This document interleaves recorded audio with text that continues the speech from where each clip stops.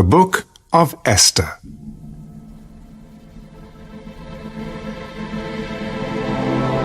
Now it came to pass, in the days of Ahasuerus, this was the Ahasuerus who reigned over 127 provinces from India to Ethiopia.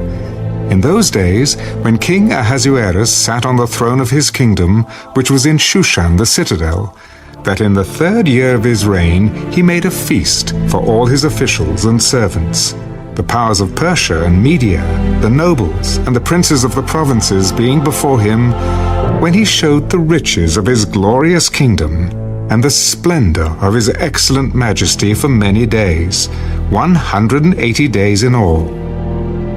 And when these days were completed, the king made a feast lasting 7 days for all the people who were present in Shushan the citadel, from great to small, in the court of the garden of the king's palace. There were white and blue linen curtains fastened with cords of fine linen and purple on silver rods and marble pillars, and the couches were of gold and silver on a mosaic pavement of alabaster, turquoise, and white and black marble. And they served drinks in golden vessels, each vessel being different from the other, with royal wine in abundance, according to the generosity of the king. In accordance with the law, the drinking was not compulsory, for so the king had ordered all the officers of his household that they should do according to each man's pleasure. Queen Vashti also made a feast for the women in the royal palace which belonged to King Ahasuerus. On the 7th day, when the heart of the king was merry with wine, he commanded Mehuman, Biztha, Harbona, Bigtha, Abagtha, Zethar, and Carcass, 7 eunuchs who served in the presence of King Ahasuerus, to bring Queen Vashti before the king, wearing her royal crown, in order to show her beauty to the people and the officials, for she was beautiful to behold. But Queen Vashti refused to come at the king's command, brought by his eunuchs. Therefore the king was furious, and his anger burned within him. Then the king said to the wise men who understood the times, for this was the king's manner toward all who knew law and justice, those closest to him being Karshina, Shetha, Admatha, Tarshish, Meres, Marsina, and Memucan, the 7 princes of Persia and Media, who had access to the king's presence and who ranked highest in the kingdom. What shall we do to Queen Vashti according to law? Because she did not obey the command of King Ahasuerus, brought to her by the eunuchs. And Memucan answered before the king and the princes, Queen Vashti has not only wronged the king, but also all the princes and all the people who are in all the provinces of King Ahasuerus. For the queen's behavior will become known to all women, so that they will despise their husbands in their eyes, when they report King Ahasuerus commanded Queen Vashti to be brought in before him, but she did not come. This very day, the noble ladies of Persia and Media will say to all the king's officials that they have heard of the behavior of the queen. Thus there will be excessive contempt and wrath. If it pleases the king, let a royal decree go out from him, and let it be recorded in the laws of the Persians and the Medes, so that it will not be altered, that Vashti shall come no more before King Ahasuerus, and let the king give her royal position to another who is better than she. When the king's decree which he will make is proclaimed throughout all his empire, for it is great, all wives will honor their husbands, both great and small. And the reply pleased the king and the princes, and the king did according to the word of Memucan. Then he sent letters to all the king's provinces, to each province in its own script, and to every people in their own language, that each man should be master in his own house, and speak in the language of his own people.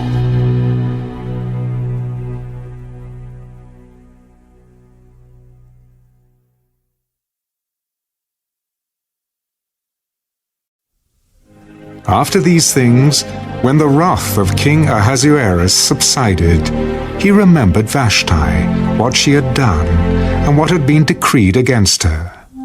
Then the king's servants who attended him said, "Let beautiful young virgins be sought for the king, and let the king appoint officers in all the provinces of his kingdom, that they may gather all the beautiful young virgins to Shushan the citadel, into the women's quarters, under the custody of Hegai the king's eunuch, custodian of the women. And let beauty preparations be given them. Then let the young woman who pleases the king be queen, instead of Vashti." This thing pleased the king, and he did so. In Shushan the citadel, there was a certain Jew, whose name was Mordecai, the son of Jair, the son of Shimei, the son of Kish, a Benjamite.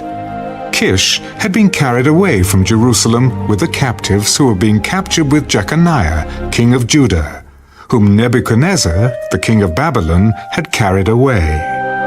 And Mordecai had brought up Hadassah, that is, Esther, his uncle's daughter, for she had neither father nor mother. The young woman was lovely and beautiful. When her father and mother died, Mordecai took her as his own daughter. So it was, when the king's command and decree were heard, and when many young women were gathered at Shushan the citadel, under the custody of Hegai, that Esther also was taken to the king's palace, into the care of Hegai, the custodian of the women. Now the young woman pleased him, and she obtained his favor. So he readily gave beauty preparations to her, besides her allowance. Then 7 choice maidservants were provided for her from the king's palace, and he moved her and her maidservants to the best place in the house of the women. Esther had not revealed her people or family, for Mordecai had charged her not to reveal it. And every day Mordecai paced in front of the court of the women's quarters to learn of Esther's welfare and what was happening to her. Each young woman's turn came to go in to King Ahasuerus after she had completed 12 months' preparation, according to the regulation for the women, for thus were the days of their preparation apportioned: 6 months with oil of myrrh, and 6 months with perfumes and preparations for beautifying women. Thus prepared, each young woman went to the king, and she was given whatever she desired to take with her from the women's quarters to the king's palace. In the evening she went, and in the morning she returned to the second house of the women, to the custody of Sheashgaz, the king's eunuch who kept the concubines.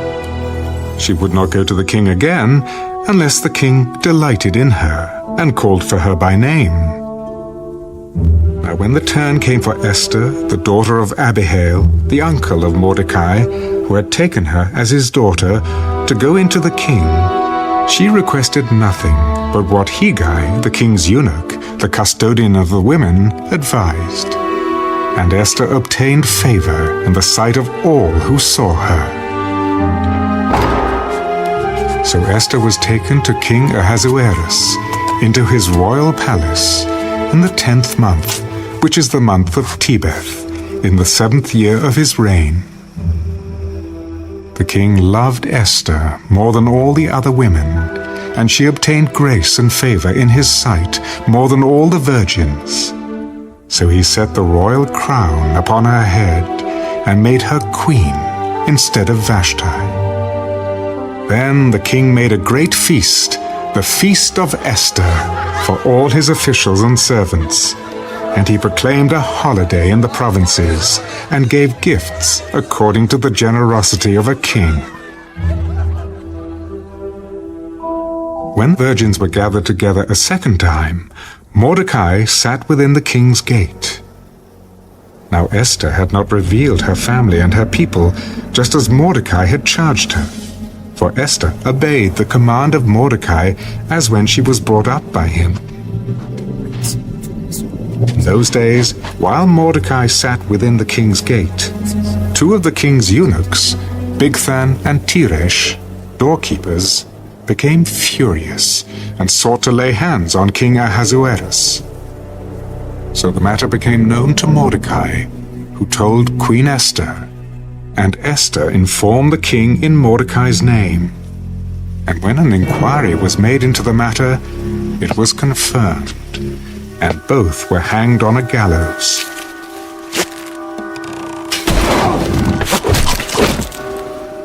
And it was written in the book of the Chronicles, in the presence of the king.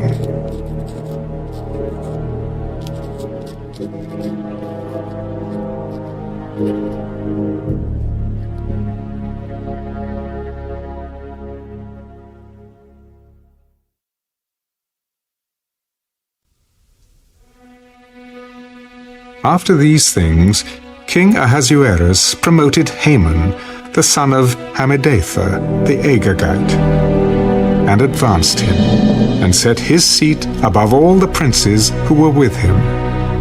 And all the king's servants who were within the king's gate bowed, and paid homage to Haman, for so the king had commanded concerning him.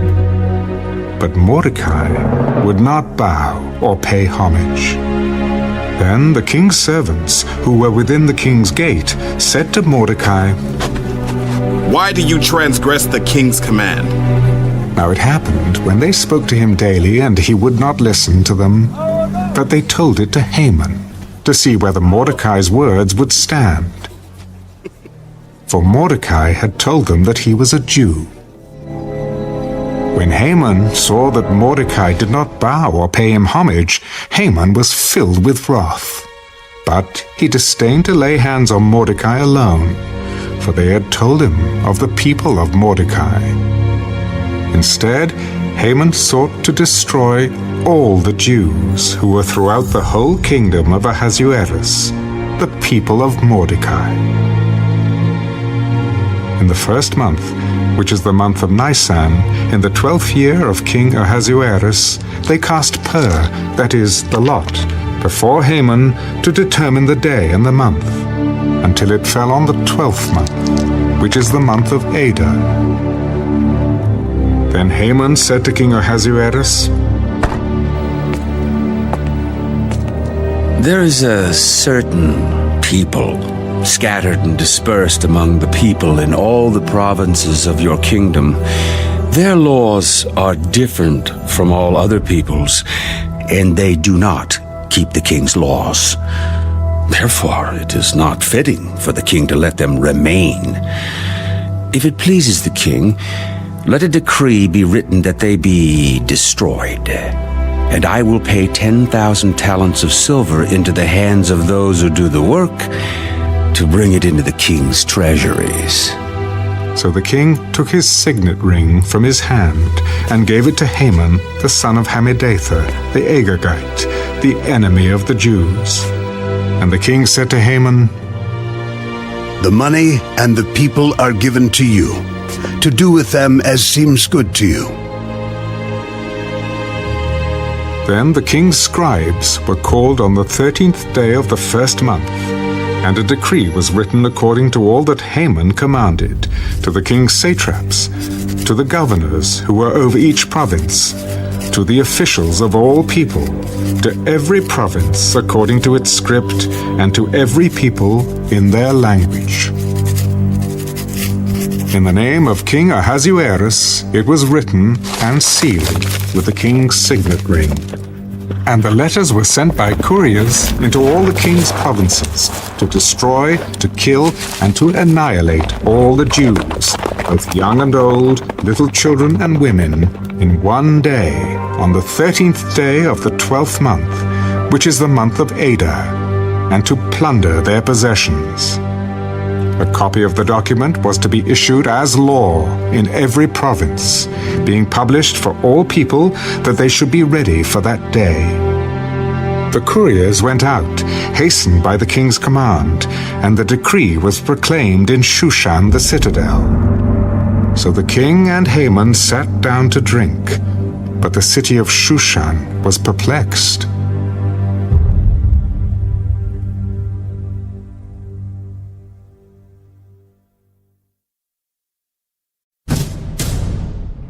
When Mordecai learned all that had happened, he tore his clothes and put on sackcloth and ashes and went out into the midst of the city. He cried out with a loud and bitter cry. He went as far as the front of the king's gate, for no one might enter the king's gate clothed with sackcloth. And in every province where the king's command and decree arrived, there was great mourning among the Jews, with fasting, weeping, and wailing, and many lay in sackcloth and ashes. So Esther's maids and eunuchs came and told her, and the queen was deeply distressed.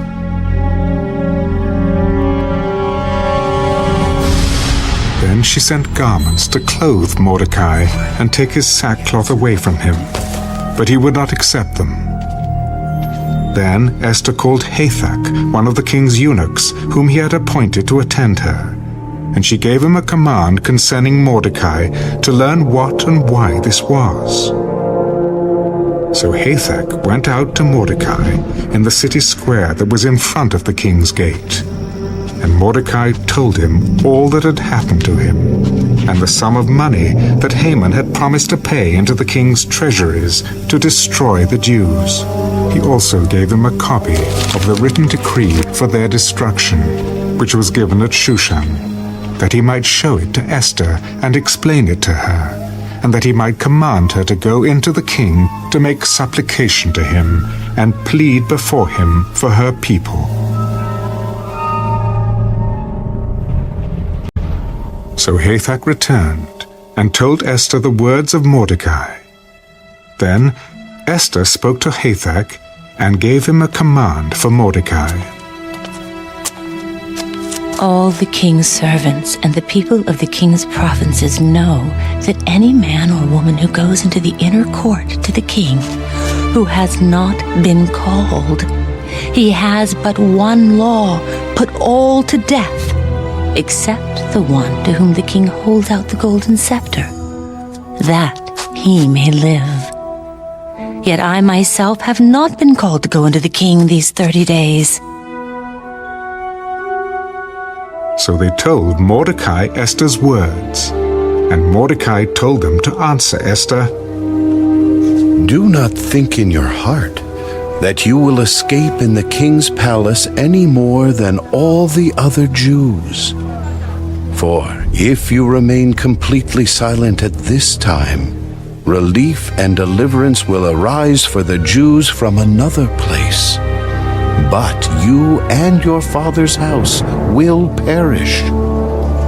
Yet, who knows whether you have come to the kingdom for such a time as this? Then Esther told them to reply to Mordecai. Go, gather all the Jews who are present in Shushan, and fast for me. Neither eat nor drink for 3 days, night or day. My maids and I will fast likewise. And so I will go to the king, which is against the law, and if I perish, I perish.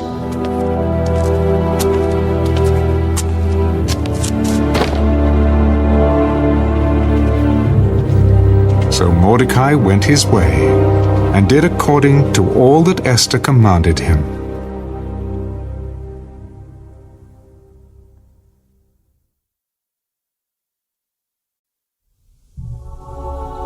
Now it happened on the 3rd day that Esther put on her royal robes and stood in the inner court of the king's palace, across from the king's house, while the king sat on his royal throne in the royal house, facing the entrance of the house. So it was, when the king saw Queen Esther standing in the court, that she found favor in his sight. And the king held out to Esther the golden scepter that was in his hand. Then Esther went near and touched the top of the scepter. And the king said to her, What do you wish, Queen Esther? What is your request? It shall be given to you, up to half the kingdom. If it pleases the king, let the king and Haman come today to the banquet that I have prepared for him. Bring Haman quickly, that he may do as Esther has said. So the king and Haman went to the banquet that Esther had prepared. At the banquet of wine, the king said to Esther, What is your petition? It shall be granted you.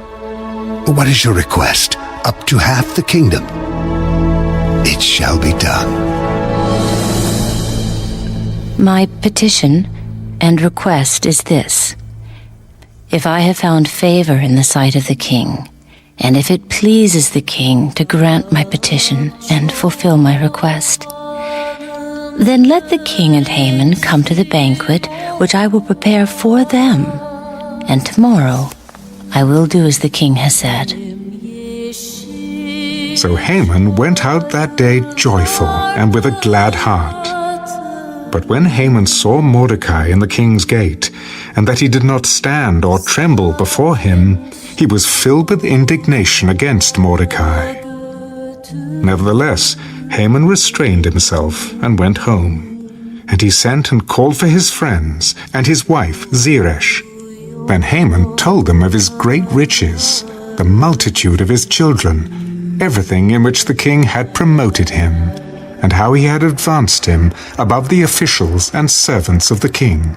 Besides, Queen Esther invited no one but me to come in with the king to the banquet that she prepared.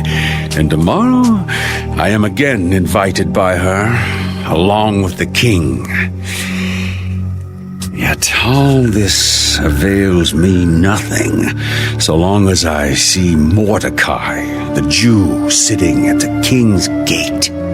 Then his wife Zeresh and all his friends said to him, Let a gallows be made, 50 cubits high, and in the morning suggest to the king that Mordecai be hanged on it. Then go merrily with the king to the banquet. And the thing pleased Haman. So he had the gallows made.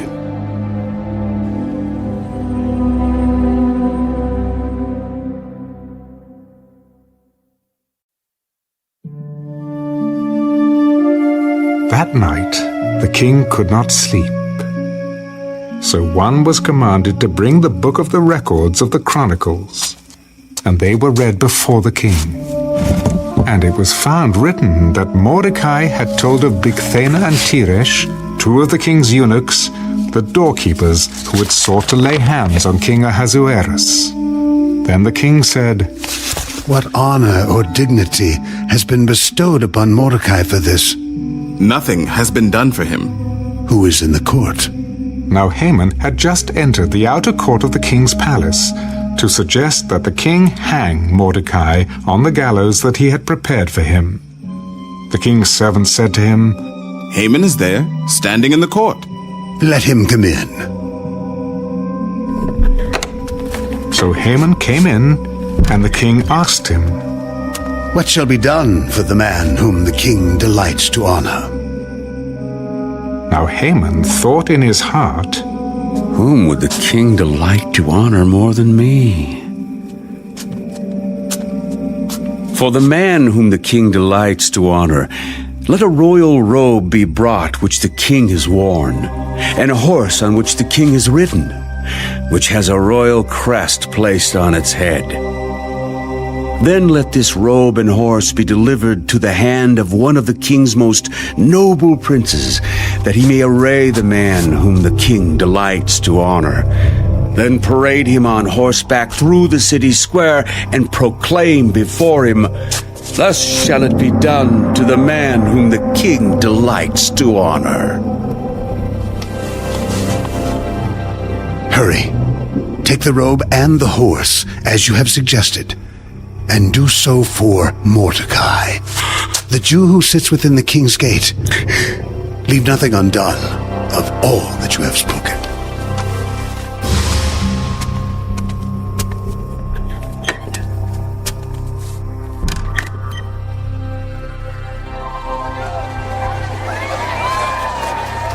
So Haman took the robe and the horse, arrayed Mordecai, and led him on horseback through the city square, and proclaimed before him, Thus shall it be done to the man whom the king delights to honor.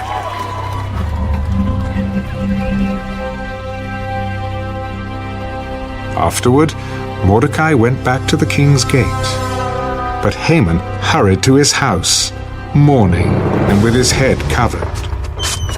When Haman told his wife Zeresh and all his friends everything that had happened to him, his wise men and his wife Zeresh said to him, If Mordecai, before whom you have begun to fall, is of Jewish descent, you will not prevail against him, but will surely fall before him. While they were still talking with him, the king's eunuchs came and hastened to bring Haman to the banquet which Esther had prepared.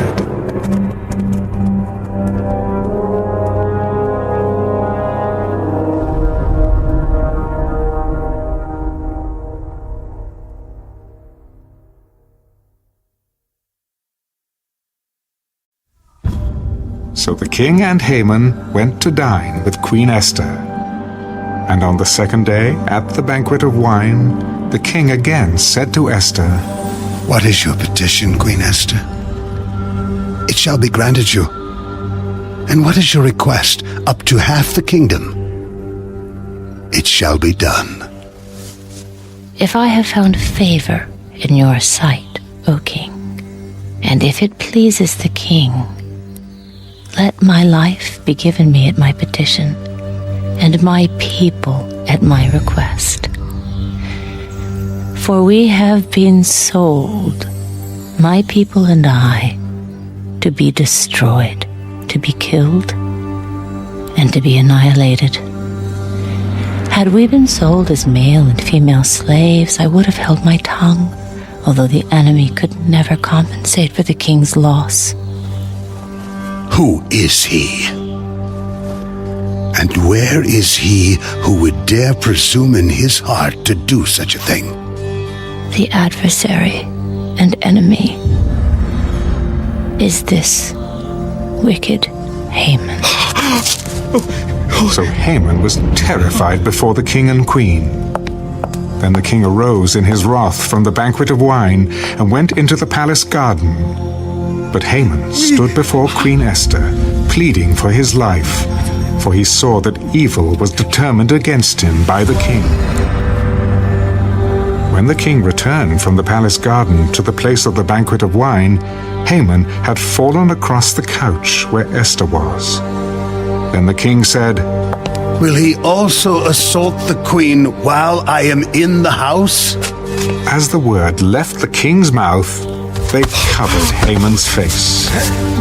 Now Harbona, one of the eunuchs, said to the king, Look, the gallows, 50 cubits high, which Haman made for Mordecai, who spoke good on the king's behalf, is standing at the house of Haman. Hang him on it.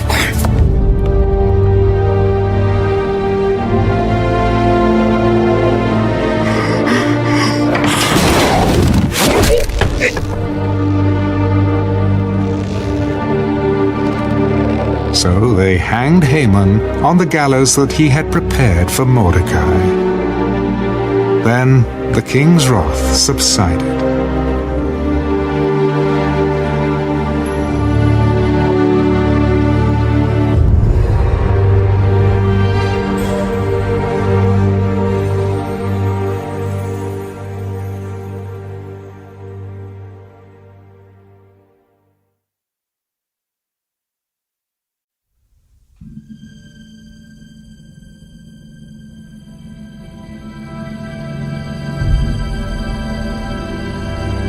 On that day, King Ahasuerus gave Queen Esther the house of Haman, the enemy of the Jews. And Mordecai came before the king, for Esther had told how he was related to her. So the king took off his signet ring, which he had taken from Haman, and gave it to Mordecai. And Esther appointed Mordecai over the house of Haman. Now Esther spoke again to the king, fell down at his feet, and implored him with tears to counteract the evil of Haman the Agagite, and the scheme which he had devised against the Jews. And the king held out the golden scepter toward Esther. So Esther arose and stood before the king. If it pleases the king, and if I have found favor in his sight, and the thing seems right to the king, and I am pleasing in his eyes, let it be written to revoke the letters devised by Haman, the son of Hammedatha the Agagite, which he wrote to annihilate the Jews who are in all the king's provinces. For how can I endure to see the evil that will come to my people? Or how can I endure to see the destruction of my countrymen? Then King Ahasuerus said to Queen Esther and Mordecai the Jew, Indeed, I have given Esther the house of Haman, and they have hanged him on the gallows because he tried to lay his hand on the Jews. You yourselves write a decree concerning the Jews as you please, in the king's name, and seal it with the king's signet ring. For whatever is written in the king's name and sealed with the king's signet ring, no one can revoke. So the king's scribes were called at that time, in the 3rd month, which is the month of Sivan, on the 23rd day. And it was written, according to all that Mordecai commanded to the Jews, the satraps, the governors, and the princes of the provinces, from India to Ethiopia, 127 provinces in all, to every province in its own script, to every people in their own language, and to the Jews in their own script and language. And he wrote in the name of King Ahasuerus, sealed it with the king's signet ring, and sent letters by couriers on horseback, riding on royal horses bred from swift steeds. By these letters, the king permitted the Jews who were in every city to gather together and protect their lives, to destroy, kill, and annihilate all the forces of any people or province that would assault them, both little children and women, and to plunder their possessions, on one day in all the provinces of King Ahasuerus, on the 13th day of the 12th month, which is the month of Adar. A copy of the document was to be issued as a decree in every province and published for all people, so that the Jews would be ready on that day to avenge themselves on their enemies. Couriers who rode on royal horses went out, hastened and pressed on by the king's command, and the decree was issued in Shushan the citadel. So Mordecai went out from the presence of the king in royal apparel of blue and white, with a great crown of gold, and a garment of fine linen and purple. And the city of Shushan rejoiced and was glad. The Jews had light and gladness, joy and honor. And in every province and city, wherever the king's command and decree came, the Jews had joy and gladness, a feast and a holiday. Then many of the people of the land became Jews, because fear of the Jews fell upon them.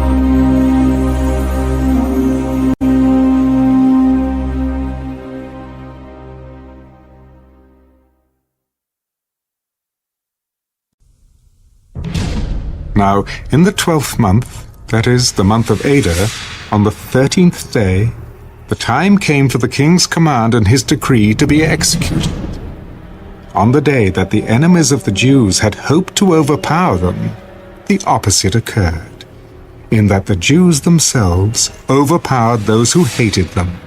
The Jews gathered together in their cities throughout all the provinces of King Ahasuerus to lay hands on those who sought their harm.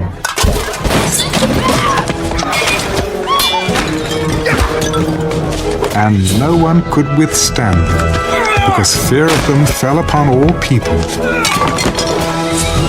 And all the officials of the provinces, the satraps, the governors, and all those doing the king's work helped the Jews, because the fear of Mordecai fell upon them. For Mordecai was great in the king's palace, and his fame spread throughout all the provinces.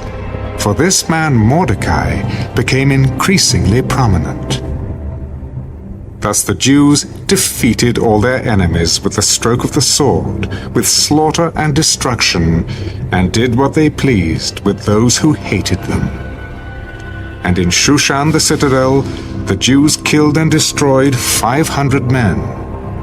Also in Parshandatha, Dalphon, Aspatha, Paratha, Adalia, Aridatha, Parmashta, Arizai, Aridai, and Vajezatha, the 10 sons of Haman, the son of Hammedatha, the enemy of the Jews, they killed.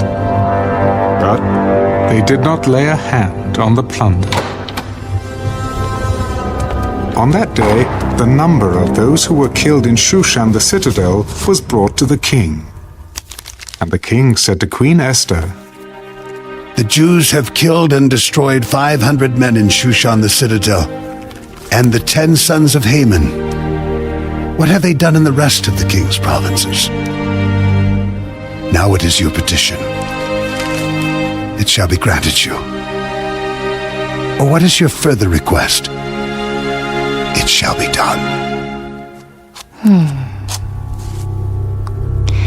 If it pleases the king, let it be granted to the Jews who are in Shushan to do again tomorrow according to today's decree, and let Haman's 10 sons be hanged on the gallows. So the king commanded this to be done. The decree was issued in Shushan, and they hanged Haman's 10 sons. And the Jews who were in Shushan gathered together again on the 14th day of the month of Adar, and killed 300 men at Shushan, but they did not lay a hand on the plunder. The remainder of the Jews in the king's provinces gathered together and protected their lives, had rest from their enemies, and killed 75,000 of their enemies. But they did not lay a hand on the plunder. This was on the 13th day of the month of Adar. And on the 14th of the month they rested, and made it a day of feasting and gladness. But the Jews who were in Shushan assembled together on the 13th day, as well as on the 14th. And on the 15th of the month they rested, and made it a day of feasting and gladness. Therefore the Jews of the villages who dwelt in the unwalled towns celebrated the 14th day of the month of Adar with gladness and feasting as a holiday, and for sending presents to one another. And Mordecai wrote these things and sent letters to all the Jews, near and far, who were in all the provinces of King Ahasuerus, to establish among them that they should celebrate yearly the 14th and 15th days of the month of Adar, as the days on which the Jews had rest from their enemies, as the month which was turned from sorrow to joy for them, and from mourning to a holiday, that they should make them days of feasting and joy, of sending presents to one another and gifts to the poor. So the Jews accepted the custom which they had begun, as Mordecai had written to them, because Haman, the son of Hammedatha the Agagite, the enemy of all the Jews, had plotted against the Jews to annihilate them, and had cast pur, that is, the lot, to consume them and destroy them. But when Esther came before the king, he commanded by letter that this wicked plot which Haman had devised against the Jews should return on his own head, and that he and his son should be hanged on the gallows. So they called these days Purim, after the name Pur.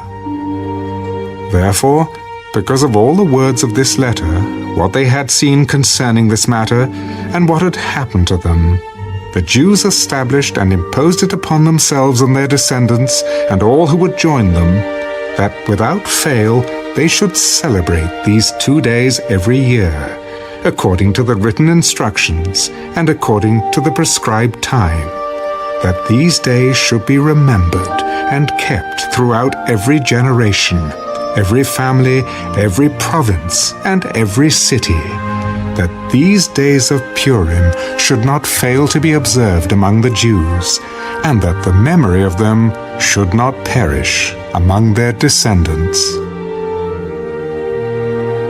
Then Queen Esther, the daughter of Abihail, with Mordecai the Jew, wrote with full authority to confirm this second letter about Purim. And Mordecai sent letters to all the Jews, to the 127 provinces of the kingdom of Ahasuerus, with words of peace and truth, to confirm these days of Purim at their appointed time, as Mordecai the Jew and Queen Esther had prescribed for them, and as they had decreed for themselves and their descendants concerning matters of their fasting and lamenting. So the decree of Esther confirmed these matters of Purim, and it was written in the book.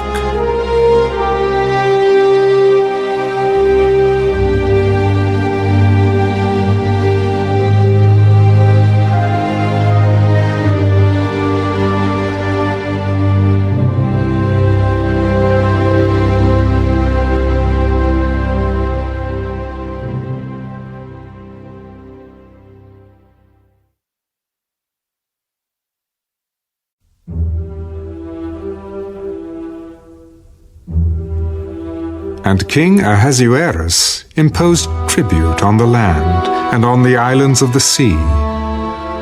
Now all the acts of his power and his might, and the account of the greatness of Mordecai, to which the king advanced him, are they not written in the book of the chronicles of the kings of Media and Persia? For Mordecai the Jew was second to King Ahasuerus, and was great among the Jews, and well received by the multitude of his brethren, seeking the good of his people, and speaking peace to all his countrymen.